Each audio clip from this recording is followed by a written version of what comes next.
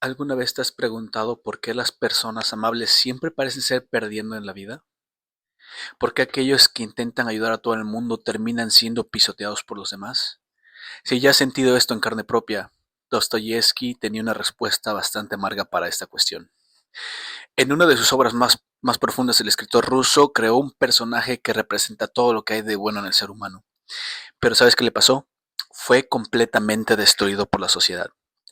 La historia es tan cruel que te hará repensar todo sobre bondad e ingenuidad. ¿Será que ser una persona buena es una virtud? ¿O existe algo equivocado cuando alguien es demasiado bueno? La pregunta que Dostoyevsky hace en su obra El idiota es simple pero devastadora. ¿Las personas buenas son realmente idiotas? El autor no estaba siendo cruel por diversión. Estaba intentando resolver un dilema que lo atormentaba desde que él era joven. Dostoyevsky sufría de epilepsia, una enfermedad que en esa época era vista como una maldición divina o marca de locura. Conocía el sufrimiento en carne propia y observaba cómo el mundo trataba a quien era diferente, vulnerable o fuera de los estándares sociales. Durante sus crisis epilépticas, el escritor experimentaba momentos de claridad casi místicos seguidos por periodos de confusión total. Esa oscilación movió profundamente su visión sobre la naturaleza humana. Entendía que la línea entre cordura y locura es mucho más tenue de lo que la mayoría de las personas imagina. Sus experiencias personales con la enfermedad lo hicieron cuestionar las estructuras sociales que definen normalidad y anormalidad. La epilepsia también le trajo una perspectiva única sobre vulnerabilidad. Sabía lo que era ser juzgado, incomprendido y marginalizado. Esta vivencia directa de prejuicio y la exclusión alimentó su compasión por los excluidos, pero también su amargura creciente con relación a la crueldad sistemática. El libro nació de los dolores personales del escritor, pero también de una observación meticulosa de la sociedad rusa del siglo XIX. Veía una sociedad que sistemáticamente recompensaba a los malos y castigaba a los honestos. Veía gente buena siendo usada mientras los manipuladores prosperaban y eran públicamente admirados. Todo esto lo perturbaba grandemente. Aumentaba su creciente disolución con la humanidad. Entonces surgió una pregunta terrible que no lo dejaba en paz. ¿Será que la bondad es fundamentalmente una forma de estupidez? ¿Será que quien es demasiado bueno simplemente no entiende cómo el mundo realmente funciona en sus capas más profundas? ¿Sería la ingenuidad moral una deficiencia psicológica que impida a la persona sobrevivir adecuadamente en sociedad? Dostoyevsky tenía experiencias personales brutales que confirmaban por qué se sentía así con la humanidad. Había sido arrestado él muchas veces. Él había sido condenado por haber estado en contra del régimen zarista. Solo en el último momento tuvo su pena conmutada a trabajos forzados en Siberia. Esa experiencia brutal y traumática lo hizo ver de cerca la crueldad como la bondad humana en sus formas más extremas y sin filtros. Durante largos años en el presidio, convivió íntimamente con criminales de todos los tipos. Paradójicamente, encontró más humanidad genuina y solidaridad entre algunos de esos hombres completamente rechazados por la sociedad que entre muchos ciudadanos aparentemente aceptables que había conocido en su vida anterior. Esto lo hizo cuestionar profundamente los conceptos tradicionales de bien y mal, de normalidad y desvío social. Decidió entonces crear un experimento literario arriesgado, completamente sin precedentes en la literatura mundial. Colocaría al hombre más bueno posible en medio de una sociedad totalmente corrompida y observaría totalmente qué sucedería con él. ¿Sería esa bondad pura capaz de transformar gradualmente el mundo en su alrededor a través del ejemplo? ¿O sería inevitablemente destruida por el egoísmo, la maldad de la institución ya bien arriesgada a la sociedad? El resultado fue una de las historias más perturbadoras y filosóficamente complejas jamás escritas sobre la condición humana. Una obra que deliberadamente no ofrece respuestas fáciles o consoladoras. Fuerza al lector a confrontar verdades incómodas sobre el existencialismo y sobre la sociedad que decidió vivir. Antes de conocer a ese hombre extraordinariamente bueno, necesitamos entender completamente el mundo hostil donde fue colocado, donde fue puesto a prueba. ¿Y qué mundo era ese exactamente? Un lugar dominado por la codicia desenfrenada, por el egoísmo sistemático, por la avaricia, el pecado, todo lo que corrompe todas las relaciones humanas posibles. Dostoyevsky no estaba inventando maldad de la nada o exagerando para crear un impacto en su novela. Estaba redactando con precisión casi fotográfica la sociedad de su época. Pero esto es aplicable a la época de hoy. En la San Petersburgo de esa época del idiota, el dinero define completamente el valor de las personas. Se parece al día de hoy, ¿verdad? Quién merece respeto y quién no depende cuánto dinero tienes, las apariencias sociales, de cómo te ves, qué haces, a qué te dedicas, cuánto dinero ganas, depende de lo que tú hagas, es el respeto o la dignidad que tú vas a tener. Las personas mienten habitualmente, manipulan sin remordimiento, traicionan regularmente sin incitación. Es un mundo social donde la sinceridad es consistentemente vista como ingenuidad peligrosa y la bondad genuina como debilidad explotable. En el mundo cruel retratado por Dostoyevsky, las personas toman decisiones moralmente malas constantemente, incluso sabiendo perfectamente que son malas y destructivas. Conocen claramente lo que es correcto y justo, pero deliberadamente eligen lo incorrecto de todos modos. ¿Por qué? Porque es infinitamente más fácil mentir que asumir la responsabilidad por los propios actos. Porque es mucho más ventajoso explotar a otros que genuinamente ayudar.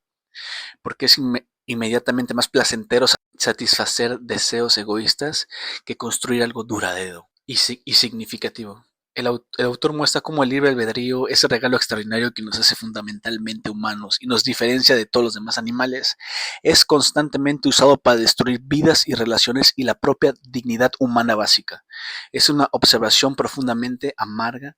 Recibimos el don supremo de decidir qué podemos hacer y consistentemente elegimos de forma destructiva y autodestructiva, para sí nosotros mismos y para otros. La pregunta que surge ahí es, ¿por qué las personas padecen? ¿Por qué las personas parece que deciden escoger sobre el bienestar el caos todo el tiempo? ¿Por qué eligen mentir cuando la verdad sería objetivamente más simple y liberadora? ¿Por qué optan deliberadamente por lastimar cuando podrían fácilmente ayudar a alguien? ¿Por qué buscan activamente destruir cuando podrían constructivamente construir? Dostoyevsky no ofrece respuestas fáciles o consoladoras para esta situación. Él es crudo, la naturaleza humana es cruda, no cree en explicaciones simplistas o reconfortantes para la maldad humana. En cambio, simplemente muestra que esta es la realidad empíricamente observable y fuerza brutalmente al lector a encarar esta respuesta brutalmente incómoda. Somos demostrablemente capaces de bondad como de maldad, pero estadísticamente elegimos con mucha más frecuencia el camino destructivo. Es precisamente en este mundo moralmente corrompido y psicológicamente tóxico donde entra el protagonista, Príncipe Mishkin. Imagina un hombre que pasó varios años completamente aislado en un sanatorio terapéutico en las montañas suizas. Un hombre ruso, alejado de la sociedad rusa, sus hipocresías socialmente aceptadas, sus juegos elaborados de poder y manipulación no están con él. Él no las entiende. Mishkin vuelve a su país natal después de largos años tratando su epilepsia debilitante y llega a la sofisticada ciudad como un niño emocionalmente perdido, en un mundo poblado exclusivamente por adultos altamente experimentados en maldad sistemática. Simplemente no conoce los códigos sociales complejos que gobiernan rígidamente las interacciones humanas significativas. No entienden ni reconocen las sutilezas elaboradas de la manipulación psicológica. No consigue percibir cuándo está siendo deliberada y sistemáticamente engañado. No lo entiende. Más que eso, Mishkin representa todo lo que definitivamente no esperarías encontrar en la vida real, especialmente en posiciones de poder, influencia o responsabilidad social. Es genuinamente bueno de forma casi sobrenatural, completamente sin fingimiento, cálculo estratégico o agenda personal oculta. No tiene segundas personas escondidas. Es bondad genuina. Cuando ayuda a alguien en dificultades es exclusivamente porque deseas sinceramente ayudar en el sufrimiento de esa persona. Cuando expresa cariño o admiración por alguien, está diciendo la verdad emocional absoluta, sin reservas mentales o condiciones implícitas. Es como si Mishkin no hubiera aprendido a mentir de forma convincente o manipuladora. Él no logra protegerse de las intenciones maquiavélicas de las demás personas que lo rodean. Su pureza moral es tan extrema que llega a ser casi antinatural, especialmente cuando se contrasta con el cinismo generalizado y la corrupción sistemática de la sociedad aristocrática a su alrededor. La sociedad establecida simplemente no sabe cómo reaccionar apropiadamente a alguien tan radicalmente diferente. Las personas que no confían en él porque dicen es muy bueno. Dicen seguramente tiene motivos ocultos que trata ahí de tergiversar para poder hacer algo a su beneficio propio. No pueden entender por qué hay tanta bondad aparentemente genuina. Nadie es realmente tan bueno así, piensan automáticamente. Él ciertamente debe estar escondiendo alguna agenda sofisticada, algún gran secreto de manipulación, alguna forma extremadamente original o nueva de engaño psicológico. Y es exactamente ahí donde comienzan los problemas progresivos y devastadores del pobre príncipe Miskin.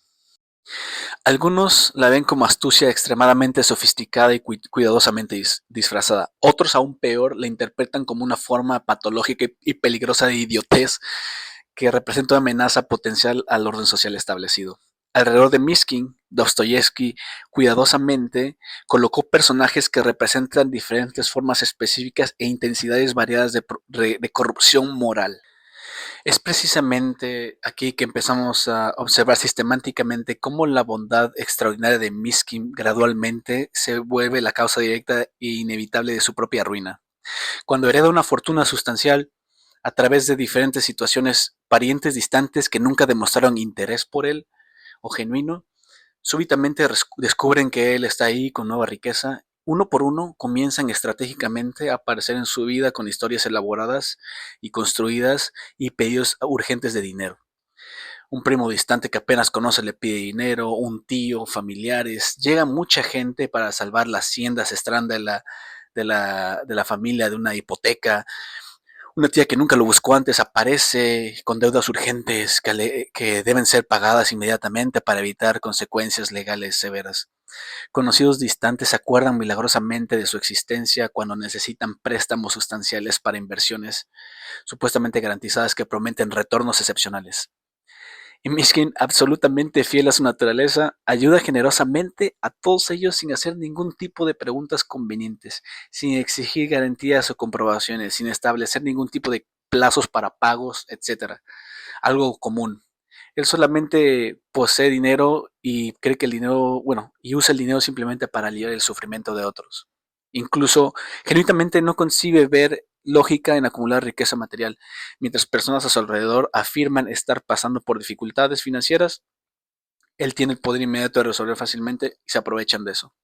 Las pocas personas honestas alrededor de Mishkin quedan profundamente impactadas alrededor de él, observando ese proceso sistemático de explotación. Va a perder absolutamente toda su riqueza, dicen con preocupación. Esas personas están claramente aprovechándose descaradamente de su buena voluntad.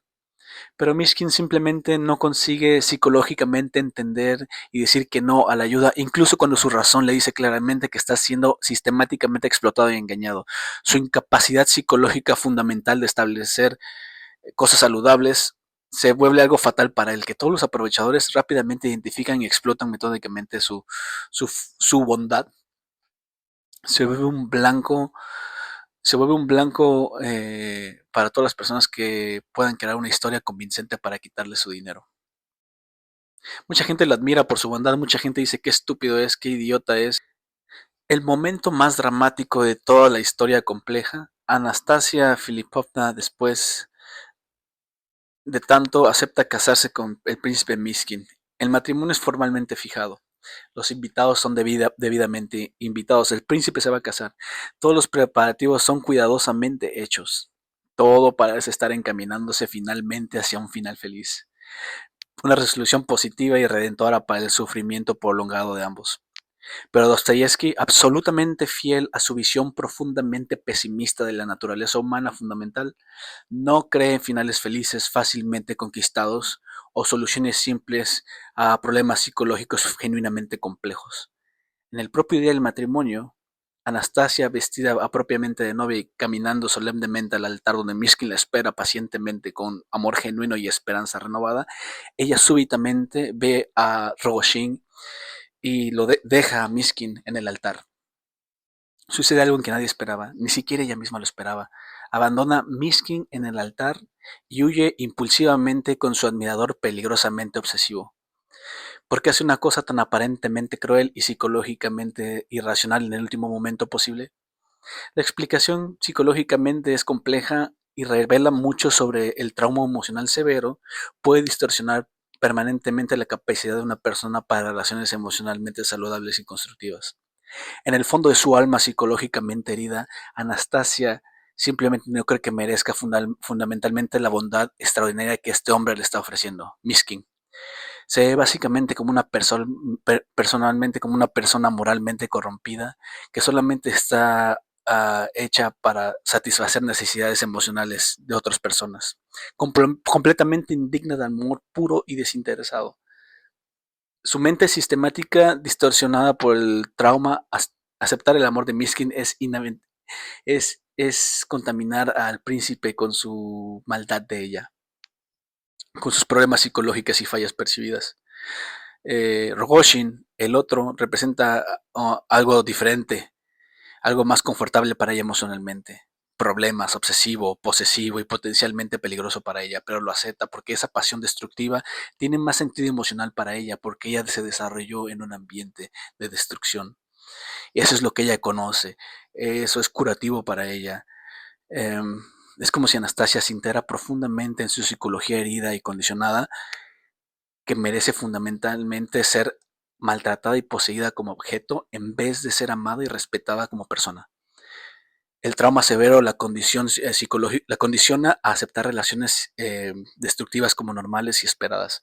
Rogoshin, completamente consumido por los celos enfermizos y la obsesión posesiva por Anastasia, no consigue psicológicamente aceptar que Anastasia continúe pensando en el príncipe Mishkin, incluso estando físicamente con él. La pasión obsesiva de Rogoshin gradualmente se transforma en algo genuinamente monstruoso y completamente incontrolable.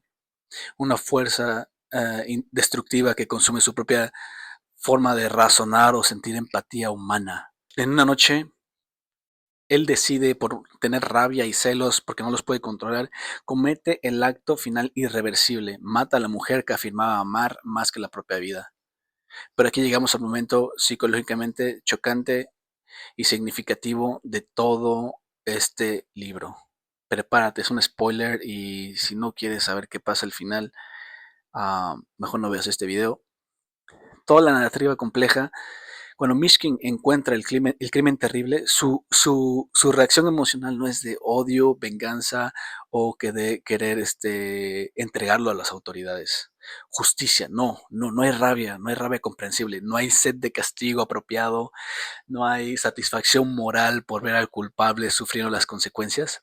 En vez de denunciar a Rogoshin a las autoridades competentes o abandonarlo a su destino legalmente merecido, Mishkin hace algo que roza lo psicológicamente incomprensible para mentalidad común. Genuinamente consuela al asesino. Ve en Rogoshin no un monstruo que merece castigo, sino una persona que fue completamente destruida por su propio amor mal dirigido y inadecuadamente controlado. Mishkin pasa la noche entera al lado del cuerpo de Rogoshin y Anastasia, muerta, apuñalada, y él está en un shock psicológico total. Literalmente sostiene la mano del hombre que asesinó a la mujer que él mismo amaba profunda y genuinamente. Es un acto de compasión tan extremo que trasciende completamente la comprensión normal de las emociones y reacciones humanas esperadas. Esta escena representa simultáneamente el auge absoluto de la bondad extraordinaria de Miskin y el momento preciso de su destrucción psicológica final e irreversible. Consiguió mantener su pureza moral y compasión infinita hasta el final, pero el precio de ese mantenimiento, pero el precio o el costo de eso fue perder su cordura mental. El shock emocional devastador de la tragedia, combinado sistemáticamente con años acumulados de decepciones constantes, explotación sistemática por parte de personas que debería poder confiar, finalmente quiebra definitiva e irreversiblemente su mente psicológicamente y frágil. La estructura mental que le permitía funcionar en el mundo, incluso inadecuadamente, simplemente colapsa completamente bajo el peso acumulado del dolor emocional. Lo quiebran. El final de la historia es: la persona más buena, puesta en medio de todos, es destruida mentalmente, psicológicamente. Él no queda bien otra vez. Se vuelve a ir a Suiza, se lo llevan a Suiza, lo meten en el hospital y ahí se queda. Su mente no pudo entender, su mente no pudo relacionarse en un lugar donde todos eran lobos y él era un cordero, un borrego. No un borrego que sigue a los demás, sino con un cordero que es sacrificial, alguien que busca el bien de todos, incluso por encima de sí mismo. Perdió la mente, su mente fue destruida. Cuando yo terminé este libro y cuando fue la última página que leía y me enteré de cuál era el final del Príncipe Miskin, me, fue algo chocante para mí y honestamente creo que la vida y la forma en la que veo la vida hoy es diferente. Verdaderamente cruel y realísticamente amargo. Miskin sufre una recaída severa de su enfermedad mental y necesita ser permanentemente internado en el sanatorio suizo donde había él salido antes. Donde había esperanzas al inicio de la narrativa, ahorita ya no hay. Pierde absolutamente todo. El dinero fue completamente desperdiciado con personas que lo explotaron sistemáticamente. Los amigos se alejaron cuando más necesitaba apoyo emocional. Su cordura fue definitivamente destrozada por la experiencia. La sociedad, que intentó heroicamente mejorar con su bondad, lo expulsa definitivamente como un objeto roto que no sirve más para absolutamente nada.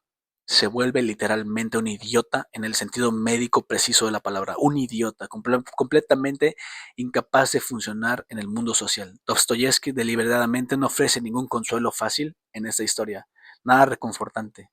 Destruye a su personaje, lo convierte en un idiota, lo convierte en alguien mentalmente incapaz. No hay nada, no hay satisfacción, no hay consuelo.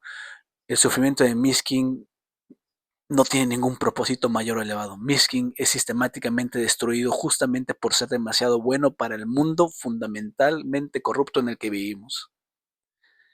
Así, su bondad extraordinaria, que debería teóricamente ser su mayor virtud y fuerza moral, en la práctica se vuelve la causa directa e inevitable de su ruina genuina.